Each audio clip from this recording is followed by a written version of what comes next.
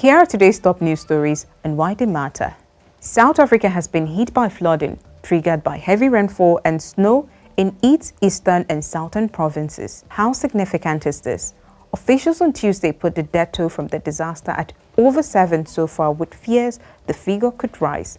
DW's Tuso Kumalo has more details from South Africa. A severe cold front accompanied by heavy snowfall has been sweeping across South Africa since the weekend. It has led to road closures, power outages and reported fatal road accidents. Officials say there are several deaths in the flooding in the Eastern Cape city of Mthatha, where houses and cars were left submerged. Several bodies have so far been recovered. So how is the response? The Eastern Cape provincial government said in a statement, disaster response teams have also been activated. It said a bus carrying high school students was swept away in the floods in the province. At least 10 bodies have been retrieved in that accident alone. The South African Weather Service warned the public about a big drop in temperatures this week, with disruptive rain, damaging winds and snow over eastern areas. South Africa regularly receives snowfall during its winter months from June through August. In Sudan, the World Food Programme is warning that several areas of Sudan's capital, Khartoum, are at risk of famine. The UN Food Agency has just gained access to localities in Khartoum and said it reached 1 million people in 7 localities. Why does this matter? After gaining access to the capital, the program said the need for food on the ground outstripped resources amidst the food aid funding shortfall for a war-ravaged Sudanese regions.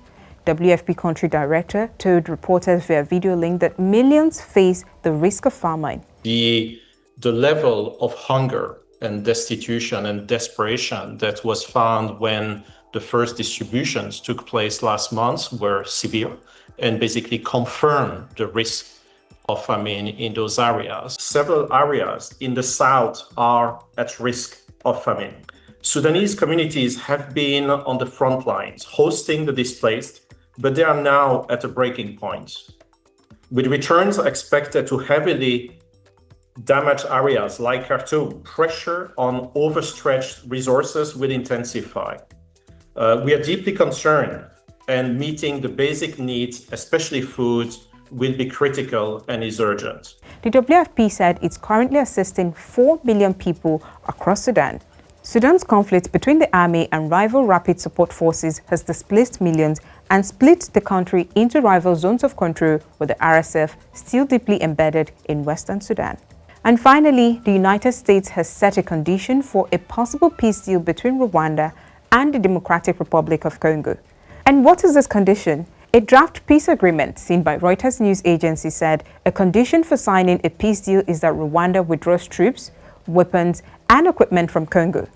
Analysts say Rwanda has sent between 7,000 and 12,000 soldiers to eastern Congo to support M23 rebels. Still, Kigali denies providing arms and troops to M23, saying its forces are acting in self-defense against Congo's army and ethnic Hutu militiamen linked to the 1994 genocide that killed around 1 million people, mostly ethnic Tutsis. Reuters has also reported that US President Donald Trump's administration is holding talks to end the fighting in eastern Congo with an investment interest in mind for the region. It's not clear how the demand for Rwanda to pull out before the two sides sign a peace deal would be received in Kigali. And that's all we have time for today. Don't forget to leave us a comment, like, share, and subscribe to our channel DW Africa. I'm Chinaza Samuel.